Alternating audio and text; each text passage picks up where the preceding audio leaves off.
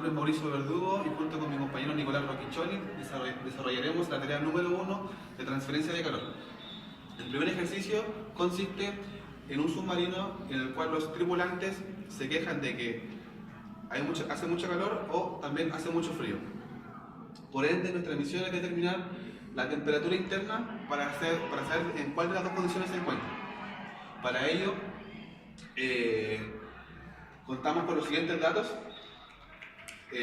Suponiendo de que el submarino es cilíndrico, de un largo H que equivale a 60 metros, con un diámetro externo de 7 metros, que la temperatura del agua son 5 grados Celsius y con los siguientes datos de los materiales. Y otro dato importante es que el calor generado por el motor equivale a 0.8 megawatts. Si tiene el problema, utilizaremos la siguiente ecuación.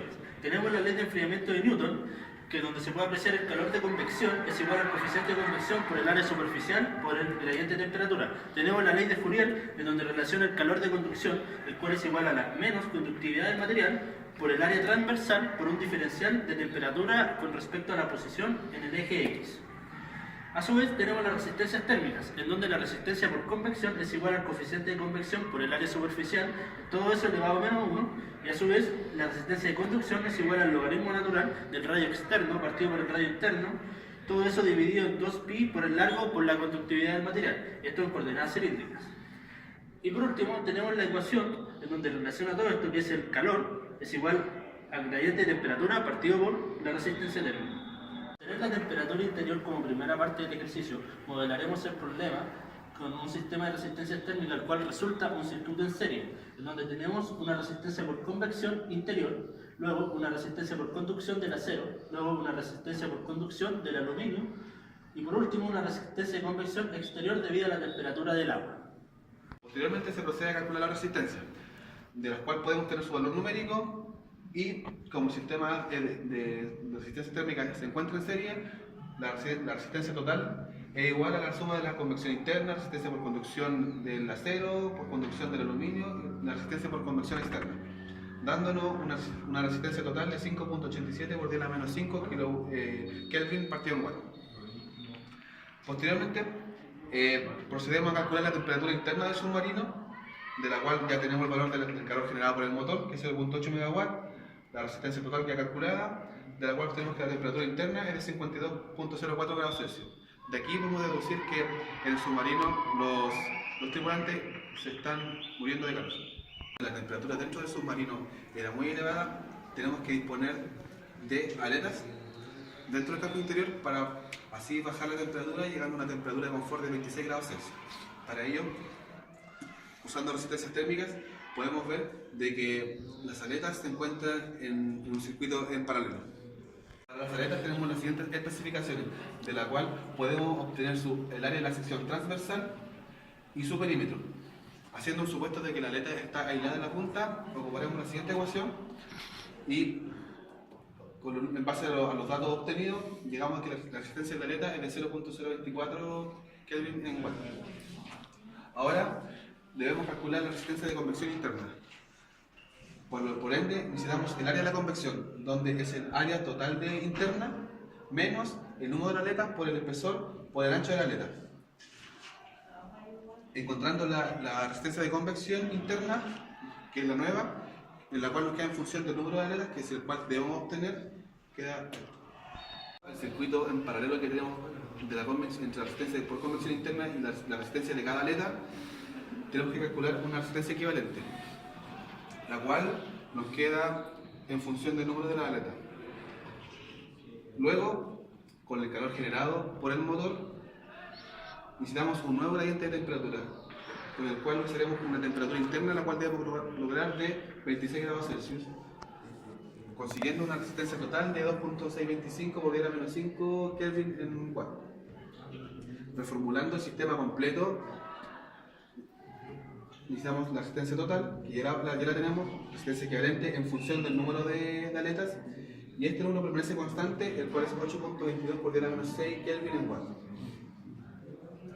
Solucionando este sistema, que nos resulta una ecuación cuadrática, llegamos a que una de las soluciones es 1136.28 y la solución 2 es 1465.91. En conclusión, con el número de 1337 aletas podemos decir de que es viable debido a que la separación entre cada aleta es de 1.5 milímetros.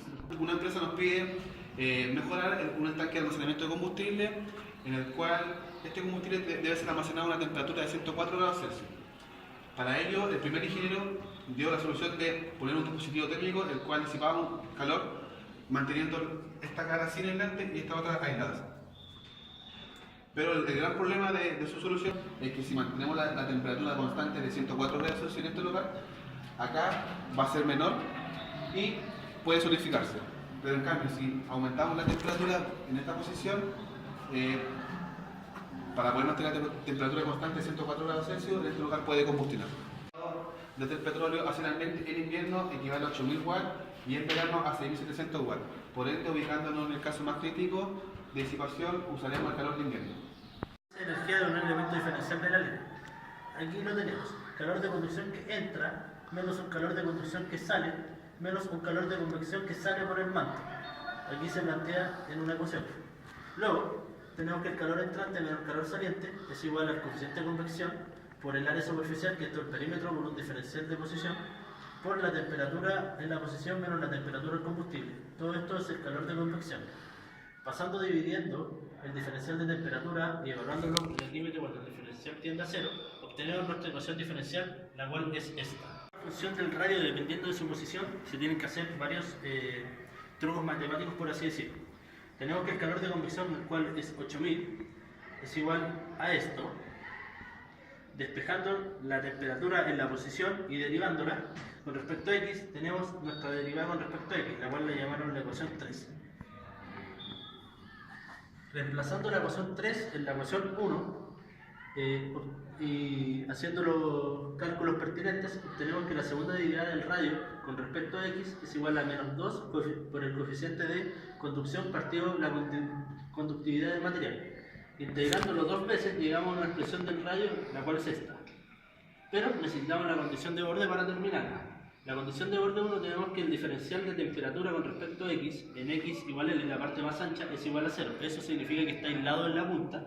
Por ende, reemplazando esto acá y esto reemplazándolo en la ecuación acá, tenemos que la constante 1 es igual a 2 por el coeficiente de convección por el largo partido la conductividad del material. A su vez, la condición de borde 2 es que la temperatura en 0 es igual a la temperatura en la base.